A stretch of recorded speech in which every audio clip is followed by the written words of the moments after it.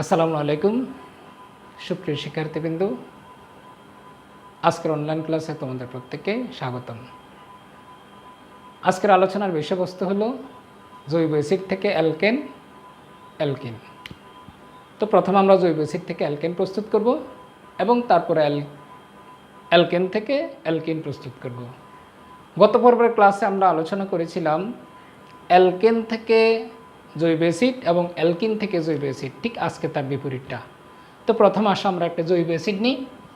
আমরা জৈব অ্যাসিড হিসাবে নিলাম প্রোপানোয়িক অ্যাসিড CH3 CH2COOH, এটার নাম হলো প্রোপানোয়িক অ্যাসিড।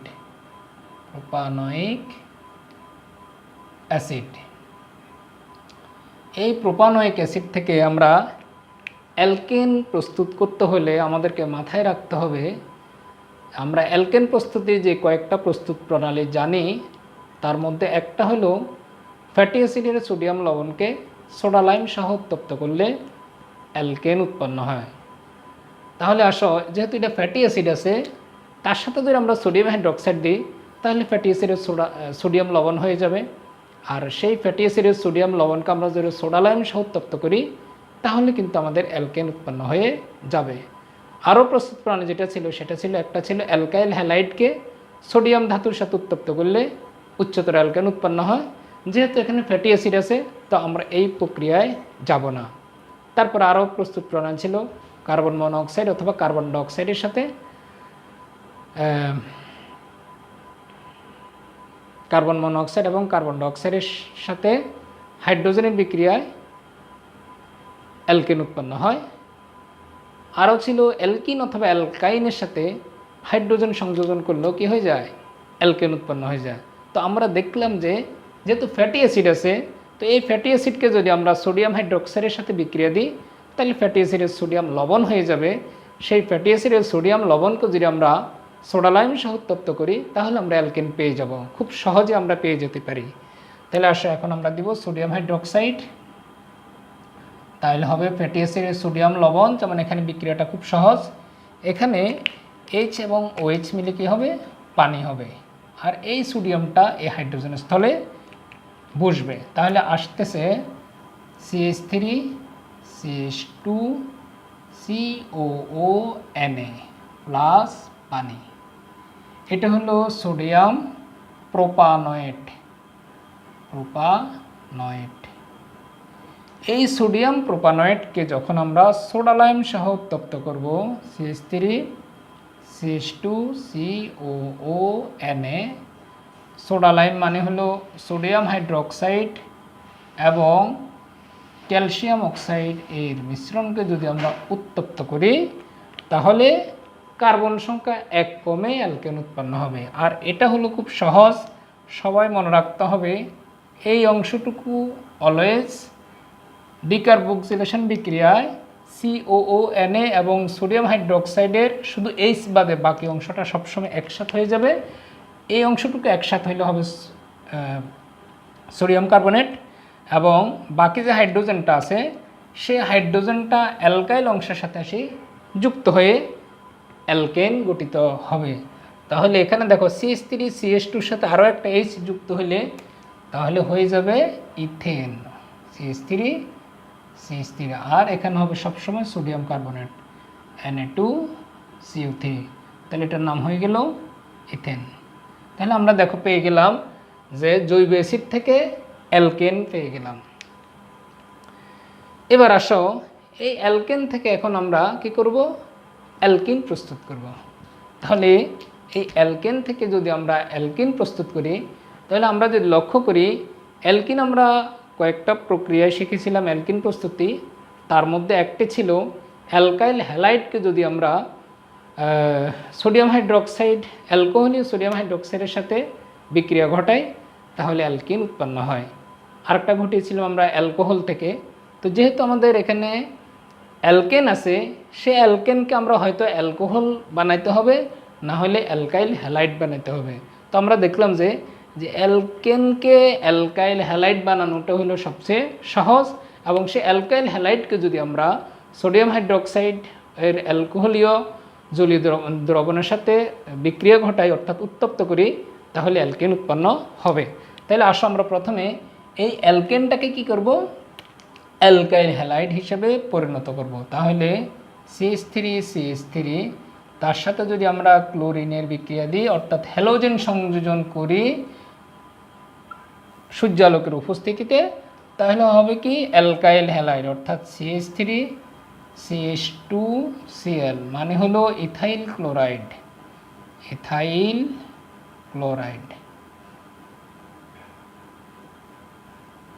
Plus HCl। তাহলে দেখো অ্যালকাইল হ্যালাইড হয়ে গেল। এখন আমরা এই অ্যালকাইল হ্যালাইডের সাথে সোডিয়াম হাইড্রোক্সাইডের বিক্রিয়া দিব।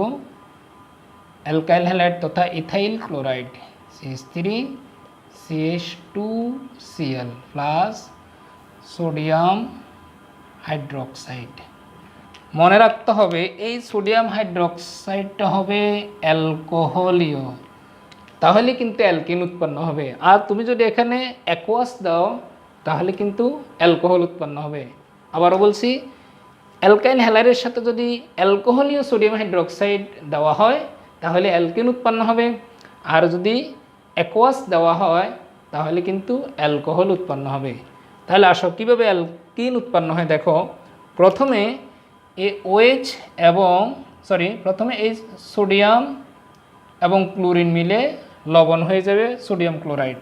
তাহলে আমরা লিখে ফেললাম সোডিয়াম ক্লোরাইড প্লাস, তারপরে আসো এখানের OH এবং এখান থেকে যে কার্বন থেকে ক্লোরিনটা চলে গেল ঠিক তার পার্শ্ববর্তী কার্বন থেকে আরও একটা হাইড্রোজেন গিয়ে কি হবে, এখান থেকে একটা হাইড্রোজেন এবং এখানের OH মিলে কি হবে, পানি উৎপন্ন হবে। তাহলে উৎপন্ন হলো পানি। বাকি থাকলো এখানে থাকলো CH2, এখানে থাকলো CH2, CH2 আর যেহেতু CH2 হলো তাহলে একটা দ্বিবন্ধনের সৃষ্টি হলো অর্থাৎ অ্যালকিন হয়ে গেল, তার মানে হয়ে গেল ইথিন। তো আমরা পেয়ে গেলাম জৈব অ্যাসিড থেকে প্রথমে অ্যালকেন পেলাম, তারপরে অ্যালকিন পেলাম। তাহলে বিক্রিয়াটা আবার আমরা একটু লক্ষ্য করি। প্রথমে জৈব অ্যাসিডের সাথে সোডিয়াম হাইড্রোক্সাইডের বিক্রিয়া দিয়ে আমরা ফ্যাটি অ্যাসিডের সোডিয়াম লবণ অর্থাৎ সোডিয়াম প্রোপানয়েড বানাইলাম। সেই সোডিয়াম প্রোপানয়েডের সাথে ডিকার্বক্সিলেশন বিক্রিয়ার মাধ্যমে আমরা অ্যালকেন প্রস্তুত করলাম। এই অ্যালকেনের সাথে আমরা ক্লোরিন সংযোজন করে অ্যালকাইল হ্যালাইড তথা ইথাইল ক্লোরাইড প্রস্তুত করলাম। সেই ইথাইল ক্লোরাইডের সাথে সোডিয়াম হাইড্রোক্সাইডের অ্যালকোহলীয় দ্রবণকে বিক্রিয়া ঘটিয়ে আমরা অ্যালকিন তথা ইথিন পেলাম। প্রিয় শিক্ষার্থী বন্ধুরা, যদি তোমরা এখানে প্রোপানোয়িক অ্যাসিড না নিয়ে ইথানোয়িক অ্যাসিড নাও তাহলে কি হবে, আমরা এখানে অ্যালকেন হিসেবে পাবো মিথেন পাবো। কিভাবে দেখো, এখানে হবে সোডিয়াম ইথানয়েড। সেই সোডিয়াম ইথানয়েডকে যদি আমরা সোডা লাইম সহ উত্তপ্ত করি তাহলে উৎপন্ন হবে কিন্তু মিথেন। আর মিথেনের সাথে ক্লোরিনের বিক্রিয়া দিলে হবে মিথাইল ক্লোরাইড। কিন্তু এই মিথাইল ক্লোরাইড থেকে কিন্তু কখনো অ্যালকিন পাওয়া যাবে না, যেহেতু অ্যালকিনের প্রথম সদস্যটা হলো 2 কার্বন বিশিষ্ট। সেই জন্য তোমাদেরকে মনে রাখতে হবে এই 2 কার্বন বিশিষ্ট অ্যালকিন যদি তোমাকে প্রস্তুত করতে হয় জৈব অ্যাসিড থেকে তাহলে তোমাকে 3 কার্বন বিশিষ্ট ফ্যাটি অ্যাসিডের সোডিয়াম লবণ নিতে হবে।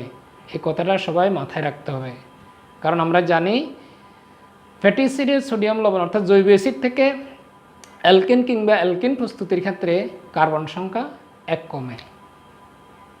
তাই আমরা সোডিয়াম অর্থাৎ প্রোপানোয়িক অ্যাসিড থেকে কি পাবো, ইথিন পাবো। আর যদি আমরা ইথানোয়িক অ্যাসিড নিতাম তাহলে আমরা মিথেন পেতাম ঠিকই, অ্যালকেন পেতাম কিন্তু আমরা অ্যালকিন পেতাম না, কারণ অ্যালকিন হওয়ার জন্য কমপক্ষে 2টা কার্বনের প্রয়োজন ছিল। এই বিক্রিয়াটা তোমরা কয়েকবার দেখে দেখে লিখবে, খুব সহজ জিনিস, ভয় পাওয়ার কিছু নেই। বাসায় কয়েকবার প্র্যাকটিস করবে, আশা করি সবাই ভালো করতে পারবে ইনশাল্লাহ। তো আজ পর্যন্ত থাকলো, সবাই ভালো থাকো, সুস্থ থাকো, আল্লাহ হাফেজ।